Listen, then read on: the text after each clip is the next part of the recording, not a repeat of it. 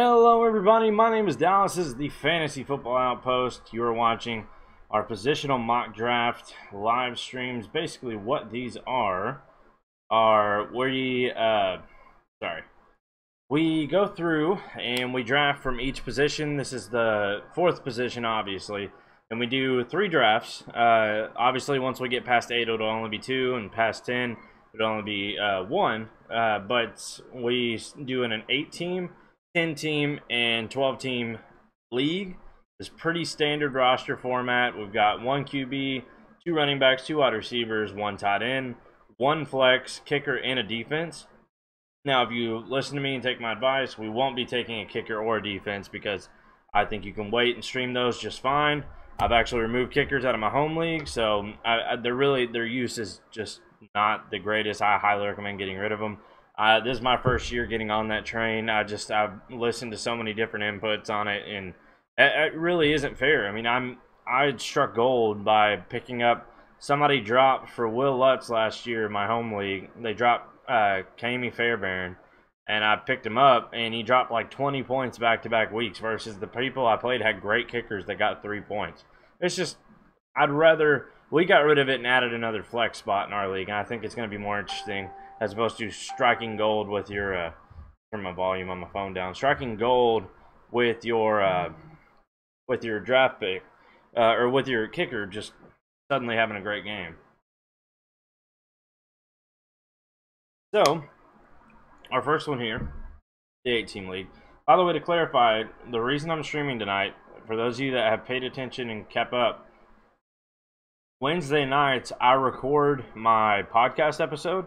Well, there's not going to be a podcast episode this week because of drafts coming up Saturday. I want to get all these out to you all. So, yes, unfortunately, you don't get a podcast episode this week, but you get more content because between today and Saturday, I'm wanting picks 4 through 12 out there live for you guys. So, nonetheless, let's go ahead and get started. I'm going to begin. Alvin Kamara, Christian McCaffrey, David Johnson. Again, in no world is this ever going to happen. I don't know why it keeps happening in these streams. Saquon Barkley's here, obviously. So, let's say by some stroke of luck that happens in your league, or better yet, let's assume Ezekiel Elliott's back, and a running back does fall to you at 4, then this can play with that game. So right here, here's what we're looking at.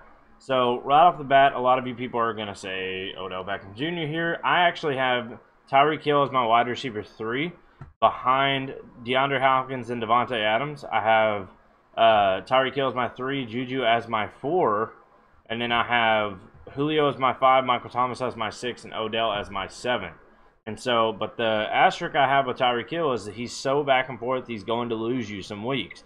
He's absolutely going to win you some weeks, but because of that, I say draft Juju because he is way more consistent and going to get the job done for you, and he's cheaper. That's the best part. So, you really don't even have to take him here. If you're like this guy here, or even in a 10 and 12 team leagues, you get him after everybody else, and I personally would draft him 3rd after Devontae Adams, and after DeAndre Hopkins, then Devontae Adams. Then I have Tyreek Hill finishing the season 3rd, but I would rather take Juju and take that ride as opposed to Tyreek Hill's back and forth. So we're taking Juju here. I'm going to try and make it faster with these analysis on the picks. That way we can get them shorter episodes for those of you that really want to work through them. So here we've got Saquon, Juju, and then what we've got lined up for us here is something that I'm still completely confident in. I don't know why people are starting to come off of it. I guess everybody's getting on that hype train with the rookie. But we're looking here at my top players. My running back 8 is still right there. After that, Dalvin Cook is still there. He's tied with Gurley as my 10. And Kerryon Johnson's right there behind that. So we're going to go ahead and go down here and take Damian Williams. Now, you could take a risk and see if maybe he makes it back to you. I don't think he will. And we're going to go that route. Again, this is where you would take Kerryon or Dalvin, something like that. I don't recommend, and especially in 8-team leagues, going the running back and then double stacking the receiver. I think you get so much more value by being that guy in your league that has a flex. Your flex running back, or your flex player is a running back that would be a starting running back for everyone else's team. You're sitting great. That means at no point you're going to struggle with your bye weeks or anything like that. So we're going to go ahead and take Damian Williams, let it flow through and see what comes back. Patrick Mahomes there in the 4th. All right, so we're sitting here again, and now here's where I'm looking at. You got Leonard Fournette here. I'm not a Leonard Fournette fan at all, but we're going to go down here and take a look, and this is where I look and see what running backs come back to us. I see 2 that I absolutely love, and so we're going to take Amari Cooper here. Now, if Andrew Luck is healthy and fully ready to go, T.Y. Hilton 1,000 times over. Amari Cooper, I'm not the hugest fan of, but I've said this multiple times. If he's your wide receiver 1, pass him up and take a more surefire thing. If he's your wide receiver 2, absolutely, because he is going to absolutely explode some weeks, and you don't want to rely on that. You want to reap the benefits of it when it happens. But you don't want your team to be based on whether or not Amari Cooper hits or misses. And so if he's your wide receiver 2, great, and that's why I'm taking Amari here. Again, like I said, T.Y. Hilton's healthy. I'm taking that every day of the week. Let's see who comes back. We may actually get even – oh, wow. Okay, so we got even better. I was looking at Chris Carson and Marlon Mack, perfectly happy with either one of them. Josh Jacobs made it to us, and I think he's got a little bit better opportunity than these two just because he is 1,000% going to get everything, but that argument is there for Chris Carson as well. I'm taking Josh Jacobs, though. That is an absolute stack and a half right there of running backs. So we're looking at Saquon, Damian Williams, and Josh Jacobs. Josh Jacobs, my point being, could finish the year as the top 10 running back and would easily be someone else's RB2. And depending on how he finishes, he could have been an RB1. But easily finish someone's RB2, but he's your flex. So you're sitting amazing. And then here's where we have the most insane thing I've seen. I don't know how this happened, but Chris Carson also fell in our lap. So now, right off the bat, I say that way too much, by the way, we have a ridiculous stack of running backs. I know you're saying, well, why would you do that? Why wouldn't you just take, like, the Kenny Golladay, Tyler Boyd, Calvin Ridley? It's because all these guys fall in the same category as me because we missed just barely that tier with Chris Godwin being the tail end of it. Chris Godwin, Robert Woods, Brandon Cooks, Julian Edelman, every single one of them I love. And then we just missed it. So I'm not going to pass up on a Chris Carson that we almost took the round before. And this basically means it doesn't matter the bye week, you're golden. So, well, except week 11, you can see him and Chris Carson have the same bye week. That's fine. You, like I said, even then, you still have Damian Williams and Josh Jacobs that week. The whole point in this being is having that depth with your running backs, even in a PPR league, especially if it's a PPR monster of a running back. But even if it's not, having that running back depth, I feel, is the surefire path to the playoffs almost every single time that I've played in 8-man leagues. The person with the strongest running backs, they may not win it all, but they have a shot at it. Everybody in the playoffs, it just depends on how the players do that week, but they're almost always in the playoffs. So I highly recommend getting that running back depth, but it's okay because right here's another guy I'm absolutely huge on wide receiver this year, and I love his value because of how low he is, and that's Tyler Lockett. So now our starting lineup is going to be Saquon Barkley, Damian Williams, Josh Jacobs. If you have your doubts on either of these guys, you also have Chris Carson. Whoever's performing better, got the better matchup, switch them in and out at your flex. You have Juju and Amari Cooper, and you've got Tyler Lockett for bye week. So you're golden there. So now we're going to look and see both of the tight ends we like are available here. I'm going to take the one that I like a little bit better. These are the tail end tight ends that I reach on. I'm not a Hunter Henry fan. The O.J. Howard and Evan Ingram. I'll take O.J. Howard if Ingram's gone, but he's not. He's right here. They're absolutely going to take that, and this team is looking amazing right now. But we're going to keep waiting, riding it out. And so now we look at our team. We've got 4 running backs, 3 wide receivers, and a tight end. So at this point, you would think, go wide receiver. It's most likely what we're doing, but I'm giving you a heads up. You don't have to do that because of the talent depth at wide receiver so much further than running back, especially in 8-man leagues where you don't go nearly as far into it. You're just as fine. So right here, you could absolutely take an Austin Eckler, who's going to be a very, very valuable player. The problem with Austin Eckler, and the reason I'm not huge on him, is the whole fact that as soon as Gordon comes back, his value drops dramatically. Now, usually you get the pick between Miles Sanders and Austin Eckler, and I always say go Miles Sanders. But because we don't get the pick, and Austin Eckler is the only one there, I'm looking at the wide receivers that are here, and there's a couple of them that I really, really like. And so I'm looking at Mike Williams. I really, really like his opportunity, and I like Robbie Anderson. Robbie Anderson is the one. That being said, things are starting to look really good for Jamison Crowder as well. Nobody really knows where that ball is going to be spread out. When Chris Herndon comes back, he's going to be a big target monster. And because of that, I think you have a very, very good opportunity for touchdowns for Mike Williams, and that's where we're going to go with that pick right there. And now we're just going to kind of see who comes back to us.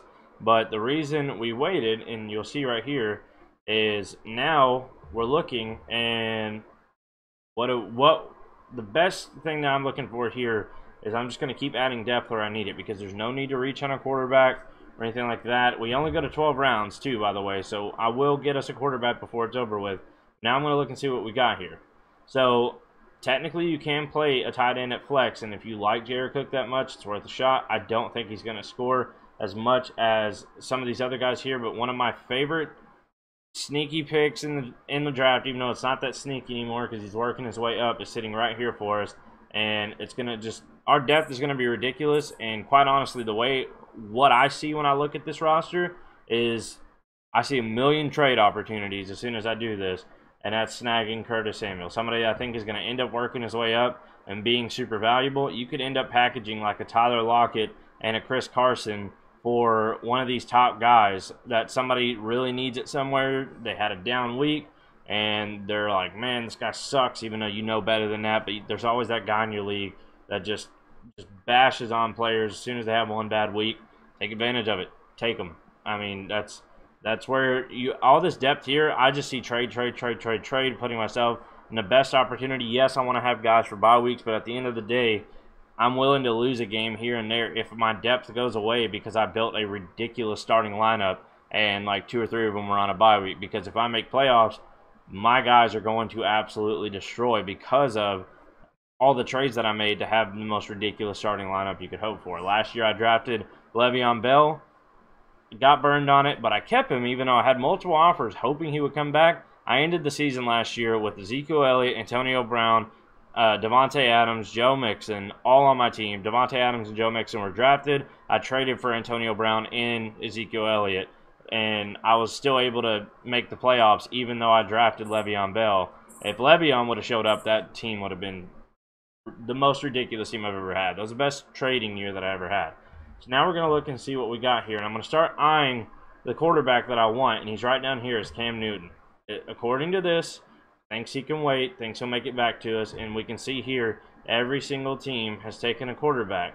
So we should be okay with him being here. So now we're going to look and see what do we want. I'm looking running back here, and I'm looking at the one I think has the highest opportunity to do something, and that's Kalen Ballage right here. I'm going to go down here and take him. I'm not a Darius Guys fan in any mean of the sense or whatever the word may be. Sense of the word. That's what I should say there. What is it doing?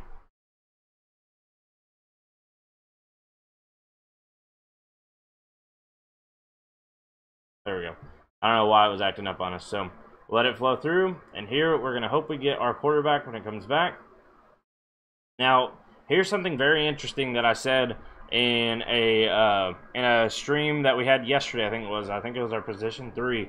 Was the fact that Andrew Luck, who was the quarterback 2 at the beginning of the offseason, everybody's worried and panicking about his injury.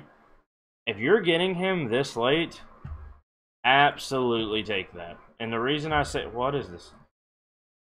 I don't know why it's doing this. It's almost acting like it's not my pick, but we'll just set this. We'll do it manually. That's fine.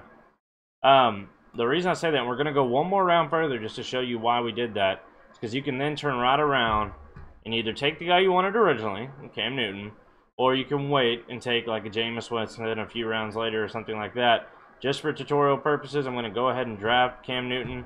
We're going to go up here and pause the draft because that is all we do. We only go to 12 rounds. I did 13 just because I wanted to show you why taking Andrew Luck that late isn't really a risk at all. And it has way more upside than it does downside. It's not really a wasted pick if you just got potentially, even if he's not there for the full season, you've got Cam Newton. And Andrew Luck, when he is there, does have quarterback 1 potential. So that's why he was going quarterback 2. That is an absolute steal and a half there. So let's go ahead and take a look at the team. So you're looking at your team right here. You have Andrew Luck at quarterback. Let's just assume he's healthy and everything's great. If you can't do that, can't seem to picture it, go down here and look. You also have Cam Newton, the guy I was going to take anyway. But because of the injury, everybody's sleeping on Andrew Luck, let him fall this far. I'm not taking any quarterback early. And if you're going to give me what started the offseason as the quarterback 2 that late, Yeah, sign me up. Absolutely, I'll take it, and I'll just go get a Jameis Winston or Josh Allen or somebody like that I'm okay with taking later. Dak Prescott, any of these guys, I'm okay with taking later, and then just starting them when Andrew Luck's out. Like that's a no-brainer for me. I typically don't take two quarterbacks, but with that much upside, that's a player that can win the weeks for you. So absolutely, I say make that move. Now let's move on down. We got Saquon Barkley at the 4th pick. Is just ridiculous. That should never happen. Damian Williams and Josh Jacobs and Chris Carson. These are all guys that could have been running back 2s. I've got 1, 2, 3 RB2s on my team. One of them's my flex, and one of them's on the bench. And that's where you can be like, that is such a waste. You're going to have them on your bench every single week. You really need to do something. You trade them, because if you also look here, because Curtis Samuel has such a great breakout opportunity, I may not end up needing Tyler Lockett or Mike Williams, even though they're having a great year. So here's where I take Tyler Lockett. I package him with a Chris Carson, or if they're not into that, package him with a Josh Jacobs, and go get me I don't know, if somebody's willing to do it, go get me a Joe Mixon or a Dalvin Cook if he's killing a carry on even. You may have to sneak something else in there to make it look nice with some of these later picks, or play the waiver wire a little bit. But like, you're gonna strike gold with somebody. Somebody's gonna bite on that when they, especially sell high if they're killing it, having great weeks, and go buy somebody that had a bad week that you know isn't gonna stay that way, and you're fine. Like Joe Mixon has a week, he scores 7 points against the hardest defense in the league. Most people don't pay attention to that, and so you're just like, hey man, he's not doing that great. I believe in him, but you need a surefire thing. How's Tyler Lockett and Chris Carson sound? Give me Joe Mixon. Great. Now, it may not have helped you on a bye week, but you're going into the playoffs with Saquon Barkley, Joe Mixon, and Damian Williams in your starting lineup, or Josh Jacobs, whichever one does better. I mean, it's literally hand given to you with that depth, and so you can't pass it up on. You can't pass up on it.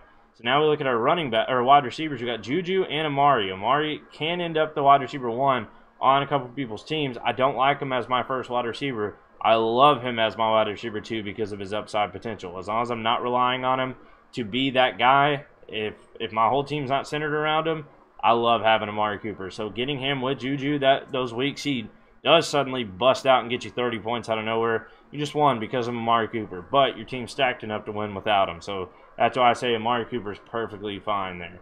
Evan Ingram, in my opinion, the 4th best tight end this year, absolutely behind Kelsey, Kittle, and Ertz. I think it's between Ingram and Howard. I think Ingram's going to have the better year just strictly because of opportunity, but we'll see how that plays out. I don't think you can go wrong, especially getting him as late as we did. What was it, like round 8? Yeah.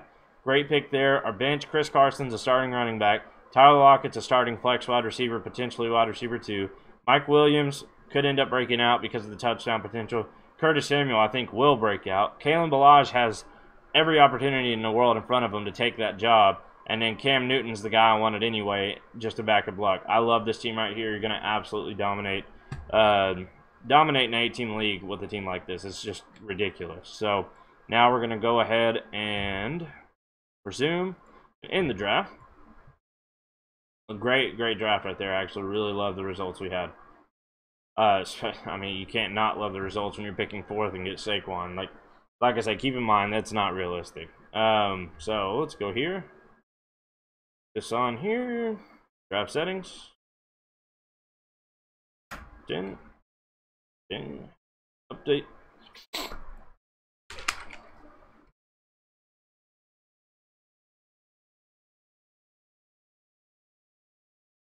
All right. So now we're going to do the exact same thing, but with 10 teams. And you'll see as we go along with this how much it changes dramatically for you. Only position doesn't change that much. It's like 8th. But, well, yeah, no, in the 12 team it changes pretty drastically. So, alright, begin draft. That's a little more realistic. That's what I was wanting to see, so I could actually discuss with you guys why I would go the way I go here. So, before this past week, I would say 1,000%. If Elliott's still not here yet, I don't say take that risk. It's too early for that. If Elliott's still not here, I'm passing on him. But before this past week, I would have said David Johnson, David Johnson, David Johnson. Now, that being said, I am still very high on David Johnson, but I did move one player ahead of him because of the risk with that offensive line. I still have super faith in him, but I feel like that moved him down one spot for me to where I would take him 5th now instead of 4th, which if Elliott's here, I'd take him 5th anyway, but 6th in that case. But I moved DeAndre Hopkins above him, so we are taking DeAndre Hopkins. And the reason I say that, typically I know you want to get your bell cow back. Hopkins is one of the only receivers. Hopkins and Devontae Adams are the only receivers I'm willing to take in the first round. Unless I'm tail end here, all of the running backs that I like are gone, and I don't think I can get Juju. And that's why I said Juju's literally fell in our lap here. Like that's what's ridiculous about it. But because of taking DeAndre Hopkins, this is where things get difficult. And that's where you want to go down here and see, because you're going to pick again in the 3rd round, and you're looking at the running backs over there. Damian Williams, I love that value. After Damian Williams, you're going to miss out. Well, no, things are looking good now with the way things are stacking now, with Chris Carson moving to where he has, and it makes a little more sense now. So, honestly, if you had the gun to my head and I had to make that selection right now, it's just crazy saying this at the 4 spot, and I don't typically advise this with anybody, because I definitely say lock down those running backs. I like the shot that we can take here, and this is what the whole point in mock drafts. We'll see who comes back. But I say you take Juju here. Absolutely, he's my wide receiver 4. So I got the wide receiver 1 and 4 right here. And Damian Williams, see, this is what I said. You got to take that risk and see what happens if you don't get the guy you wanted. So here is where, if this happens, then taking Juju was a mistake.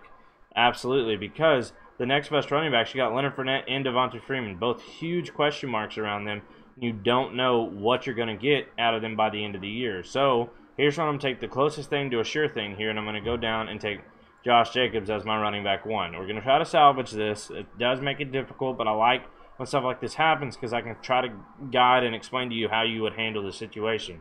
Because I'm still going to love the 2nd running back we end up with, as you'll see right here. Absolutely love taking. He went 1 pick before, but I had this guy on the same boat with him, was Marlon Mack. So I absolutely do not take the wide receiver bait there. You need to lock down those running backs. You absolutely need at least 2 that are solid lockdown guys. And so now we look and see what do we have left on the board. And I'm looking at running backs, and I know which one I want to target, and I'm going to go look and make sure I can get them. And I can, and so we're going to wait. I'm going to take another wide receiver here, and I'm going to look and see the last one of that group that I love that I was telling you in the last draft, which was literally they're all, well, almost all paired for us right here. Brandon Cooks, Robert Woods, Julian Edelman, and then the last one is right here, Chris Godwin. So we're going to take Chris Godwin, DeAndre Hopkins, Juju Smith-Schuster, and Chris Godwin as our wide receiver stack. That is ridiculous. That is a stack and a half when it comes to wide receivers. I do like their wide receiver stack a little bit better, obviously, but then you look at the running backs, the only one they have is Melvin Gordon, who's probably going to sit out till week 10. We're beating that team if we go up against them, absolutely, with ease. And so we're going to get this back up here. What is it doing? There we go. Okay. So the reason I said wait, because you can get the running back you want. Actually, got 2 of the running backs we wanted. I was shocked that this one made it. So we're going to go ahead and take Tevin Coleman here, but we may go back-to-back running backs here, depending on what's on the board when it comes back. See what? Nope, there he goes. Miles Sanders. That was the other one. I was going to take it to spot, but Tevin Coleman fell. I do like Tevin Coleman a little bit more than Miles Sanders right now, but if this 3rd week, and this is why you draft after 3 weeks of preseason, after this 3rd week, Miles Sanders is still looking like that guy that's going to be absolutely eating in that offense, he moves above Tevin Coleman for me right there. So here's again, golden pick. O.J. Howard went, but Evan Ingram is still sitting right here in our laps in the 7th round in a 10-team league. I'm actually really like how our team ended up stacking. It's pretty balanced. I really like, honestly, I can't complain about any of it. I would have rather, instead of taking Juju here, I would have rather taken a Joe Mixon is what I would have taken. And then when it came back to me, looking at the wide receivers that were left, I probably would have snagged either an Amari, or I may have went ahead and went. And that's what I said, not taking Juju. Juju may have went here, and we may have gotten another guy. But if not, I maybe would have went ahead and taken Josh Jacobs anyway, just to have that stack. But I'm perfectly okay with how things are turning out. So here, like I said in the last one, I've got a bunch of guys that I have a lot of faith in, and we're going to go down and take one of them, and that is Curtis Samuel. Just kind of solidify. Our wide receivers are looking great right now. Sorry about that. And the reason we wait is because we can go right down here and take the next running back in the list that we really want. That's Kalen Ballage. I do think with the opportunities we have, I think we were able to salvage our running back situation just fine. The only thing that does hurt really bad is both of our running backs here, and that's why I really wanted Chris Carson have the same bye week. But like I said, this is just the beginning. You can absolutely work things around, trade, move. Chris Carson may have a bad week or two. Maybe you move Mac for him. Maybe they're so dang good and win you every week that you don't care, and you just accept a loss that week if Tevin Coleman and Kalen Ballage haven't worked up to the point where they're manageable. But with our wide receivers as good as they are and the fact we've got Evan Ingram, I think you can still survive that. So now we're looking on the board. This is the 10th round, which is when I always take my quarterback. And right here you can see Andrew Luck actually went in the 8th round up here. But that's fine because the one I target is Cam Newton. I take him in the 10th in just about every single one of them. He is the quarterback I have my eyes set on this year. If I don't get him, it's okay because I am okay with Goff. I'm also okay with Winston, and then if I need to wait a little bit longer, I'm okay with Rivers or way down here. Looks like Dak Prescott. He's moved so far down the board, and I don't get that at all, but that's fine. So now we're looking at the list here, and we kind of want to gauge what our team looks like, and I'm going to solidify those running backs because that's what I would need more than anything in my opinion because of the strength in with these two going out. I think we take a shot at one of my sleepers right here. One of the last guys left. There's two of them actually. Let me make sure. There might be. There's 3, 4. There's 4 running backs left that I actually like. We're going to take one of them right here, and that's Royce Freeman. I think he's going to end up, at the very least, splitting and taking the goal line work with Phillip Lindsay. Phillip Lindsay is a small guy. Very high chance that he could get hurt. And then Royce Freeman's your guy all around. He's looking like he's killing it in camp and ends up being the favorite anyway for them right now. And so I think he's a great sleeper. Now here's where you want to look and see, and that's what I said. I like the next best wide receiver on the board. We got Deshaun Jackson here, but I'm looking at these. We got 1, 2, 3, 4, 5 running backs, but again, we're playing this deep. You're gonna keep filling out, and these guys down here are almost all wide receivers for me. That's why if I had to take a pick right here, I'm absolutely taking Devin Singletary because of his upside this year. I think he's your Nick Chubb of this year. At some point during the at some point during the season, I think he's going to end up taking that job and being a 3-down back. You might be wondering, well, gosh, you got 15 running backs on your team right now. Well, for one, we added great depth. Yes, I know by week 6, but I'm not expecting to have to start him. I think it'll be after week 6 before he fully takes on that job anyway. But the other one to consider are Matt Breida and Adrian Peterson. Now here, looking at the list that are here, this is what I'm getting at with, you're like, well, you need wide receivers. But when I look and see wide receivers that are on the list, I'm okay with Moncrief, but I'm not huge on him. The next best one, in my opinion, on this list is Tyrell Williams, and then Michael Gallup, and then Adam Humphries. And like I said, and Paris Campbell if Luck's healthy. And you got some deep value here with maybe Randall Cobb, possibly, maybe even Marquise Goodwin, if depending on how things go there. PPR, Cole Beasley may make his way up. But you see, it doesn't look like we'll get him because they sort it like this. If we go to all, my next wide receiver that I like is going right here before our next pick. So we would take him here. We'd go down and take Tyrell Williams. And then when it came back around, our next pick after that is, our next pick after that, who do we got on the board that's close in the wide receiver range? Like Jamison Crowder. Not a huge fan of that, even though he could end up being good. We're going to keep scrolling. Michael Gallup's all the way down here. And like I said, there's so much. There's almost no running backs I'm even considering at this point after these last few guys I'm talking about. So I think you absolutely lock that down because the wide receivers at this point, you're going to take guys you think have upside. And you're going to be playing the waiver wire all year. There's going to be like 3 or 4 guys that no one's going to expect to break out. And so you're fine. So now we're going to go ahead and look at the team. Cam Newton at quarterback. Like I said, with the value you get him, you didn't reach on him. When other people are taking their quarterbacks in round 6, 7, 8, 9, we got ours in 10. We got Tevin Coleman, Evan Ingram, Curtis Samuel, and Kalen Ballage for waiting. If you want to go all the way up to Patrick Mahomes, then you can also include got Marlon Mack and Chris Godwin as well. Because we waited on a quarterback. So now we're going to go ahead and look. So we got Josh Jacobs and Marlon Mack. They do have the same bye week. I don't really concern myself with that. If I need to figure something out that week, I can. But on a week-to-week basis, that's not relevant. I'm not going to jeopardize my entire team because 2 guys have the same bye week. That's not that big of a deal. Now we're going to go down and look. Our wide receivers, we have DeAndre Hopkins and Juju Smith-Schuster, which in my opinion is ridiculous. That's having a wide receiver 1 and wide receiver 4 that I would draft as my wide receiver 3. So I absolutely love that stack there. Evan Ingram as our tight end, love that. Chris Godwin here, and yes, I know I see it, 7 and 7. Again, you don't jeopardize your whole team just for a bye week. But Chris Godwin, everybody's favorite breakout this year. I think he's going to have a great year. This is an explosive offense right here, especially considering the opportunities with these two both becoming 3-down backs. He's a rookie, obviously. They always, not always, but very, very often rookies break out if they're in the right position and they're healthy. And then Marlon Mack is supposed to be that 3-down guy. Whether luck's there or not, he's going to be eating. So I'm perfectly okay with that as my guys. We go down here. You got Tevin Coleman. Should be the guy there. I see a world where him and Breida are both relevant. He's been relevant even with Devonta Freeman, who's way better than Breida. Arguably, I guess, now at this point in his career, but at that time was way better than Breida is. Curtis Samuel, somebody who's my favorite potential breakout. Kalen Ballage is another guy that's got great opportunity. Royce Freeman, same thing. Devin Singletary, same thing. So anywhere you may see weakness, you strengthen it up with depth, and that's the best part about it. If these guys break out and you don't think it's going to last, like Royce Freeman, for me, I absolutely love him. If he kills it like 3 weeks straight, I'm sending him, because if he's absolutely going off, he's never going to be more valuable, and I'm going to take somebody that I think is more of a sure thing, and I'm going to move him. But if not, I'm going to live with the fact that he's going off and just hope that it keeps going that way for when I need him on a bye week, or if he's good enough to move him into my flex. So love this team again. Like I said, if I could go back and change anything, I would take Joe Mixon over Juju.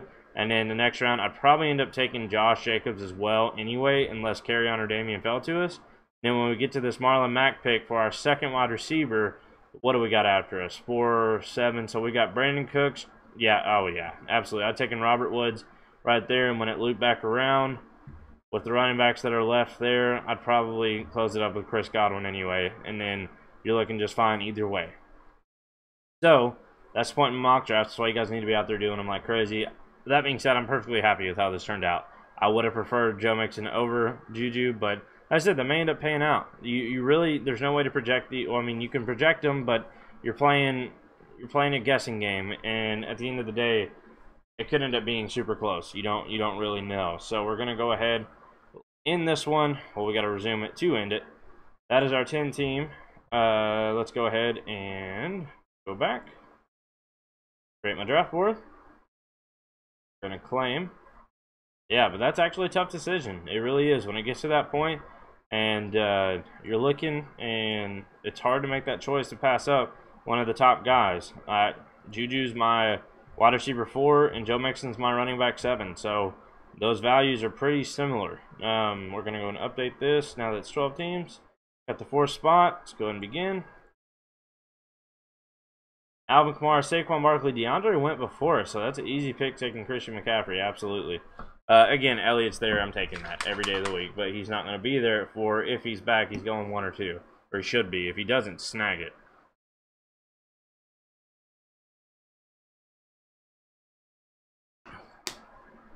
So, looking at what's on the board for us left, this is okay. Something I anticipated right here. This is a decision I've been stuck with a bunch this year, and that's the goodness gracious, Carryon is flying up these boards.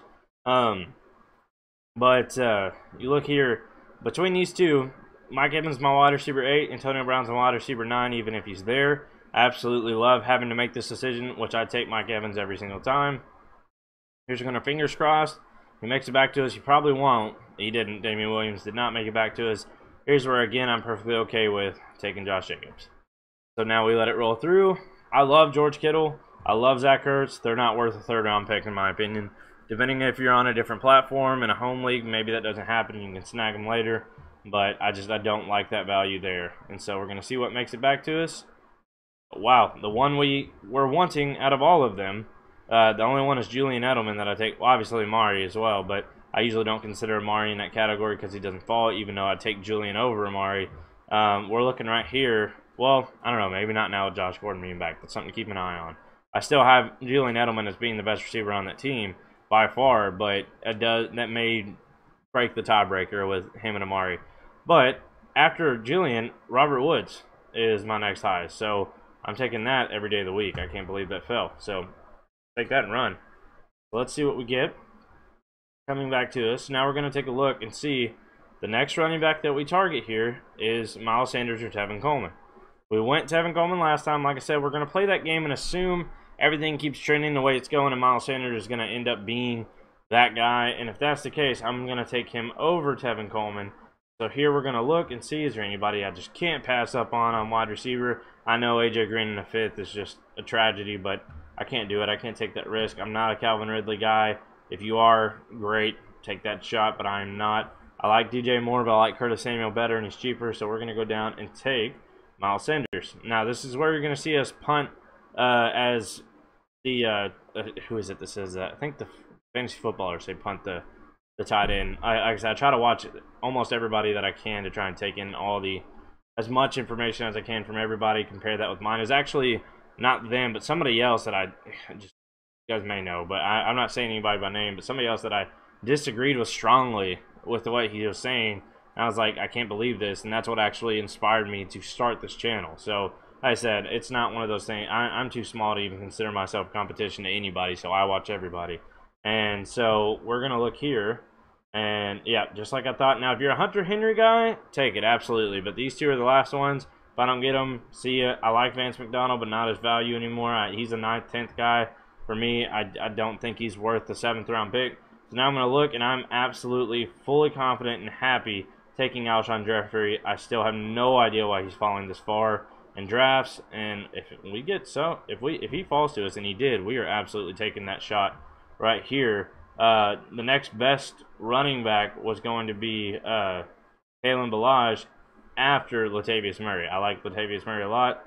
Actually, I can't take it though, because I think this guy right here's got more upside. I can't pass up Curtis Samuel here.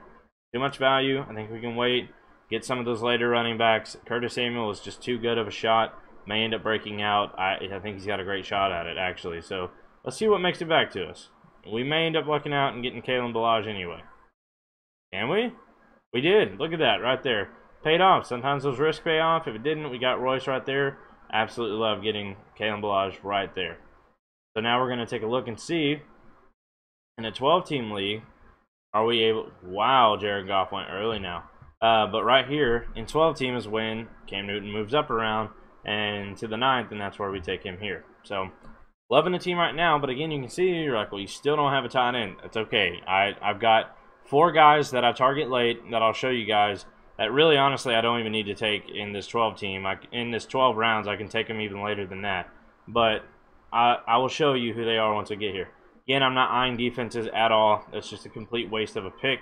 So now we're going to lock down what we got. We got 1, 2, 3, 4 running backs and 1, 2, 3, 4 wide receivers. So we're okay going either direction. So now we're just going to take best value. Got Matt Breida here. I think is a very, very good value. And we didn't take Tevin Coleman. That's important. I don't think you need both.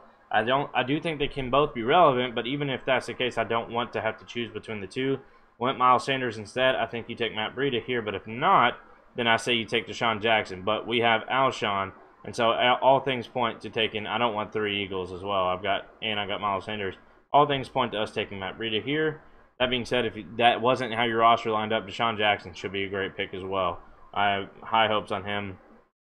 Adrian Peterson's another one that could have went there as well.